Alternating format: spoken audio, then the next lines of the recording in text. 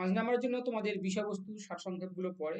আমি বারবার বলেছি যে 5 এর জন্য অল্প করে একটু দেখে গেলে কনসেপ্টটা ক্লিয়ার থাকলে অবশ্যই লেখা যাবে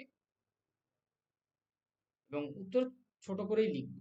অযথা বড় করার দরকার নেই, তবে খুব ছোট নয়, অন্তত 1.5 পেজ যেন হয়, 1 পেজ যেন ক্রস করে, এটা একটু দেখতে। দেখো এই 5 গুলো দিয়ে দিচ্ছি। প্রথমে রয়েছে 10 সংখ্যক পত্র। এই 10 সংখ্যক পত্রের বিষয়বস্তুটা আমি দিয়ে দিচ্ছি। দেখো এবার হচ্ছে 18 সংখ্যক পত্র। 18 সংখ্যক পত্রের বিষয়বস্তু, প্রত্যেকটা পত্রের বিষয়বস্তুগুলো দেখে না, এইগুলো মুখস্থ করো। তারপর দেখো 30 সংখ্যক পত্রের বিষয়বস্তু।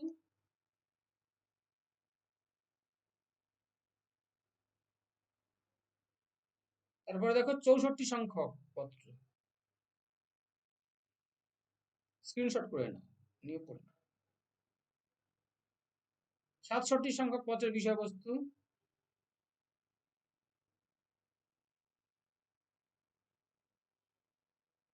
77 সংখ্যক পত্রের বিষয়বস্তু।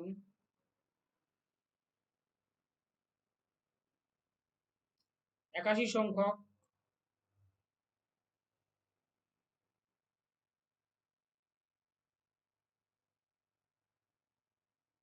102।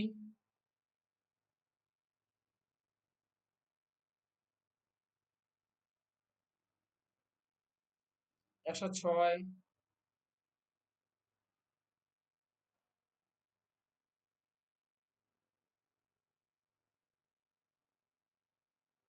108।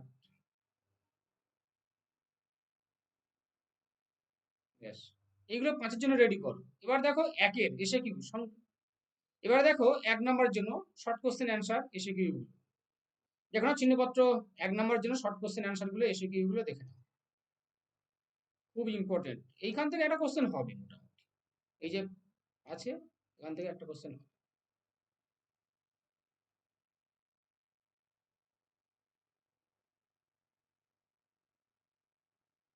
আর যারা প্রান্তিক গাইডে অনলাইন ক্লাস করতে চাও বা নোটস সংগ্রহ করতে চাও, স্ক্রিনে দেওয়া নাম্বার যোগাযোগ করবে, সমস্ত কিছু হেল্প পেয়ে যাবে। প্রান্তিক গাইড তোমাদের সেবায় রয়েছে, পাশে রয়েছে। সাজেশন দেওয়া হয়ে গিয়েছে, সংগ্রহ করবে। তোমরা তোমরা প্রান্তিক গাইড টেলিগ্রাম চ্যানেলে অ্যাড হয়ে যাবে, তাহলে আমার পক্ষে সম্ভব হবে যে কোনো ভিডিও তোমাদেরকে ফরওয়ার্ড করা।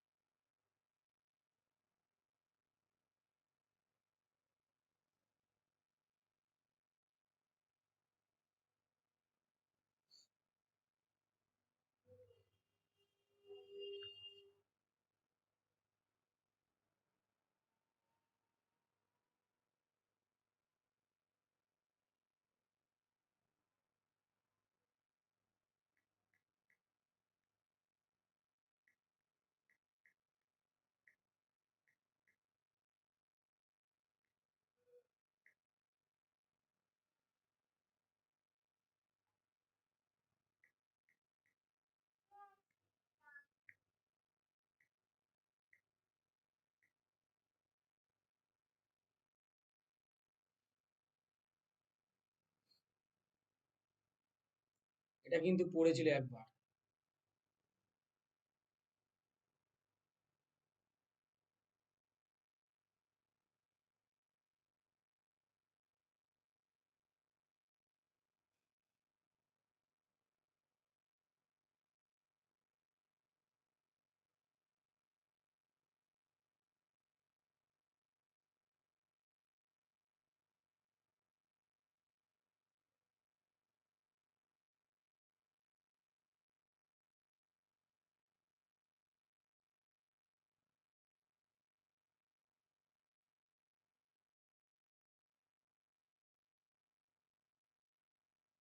এটা দেখো,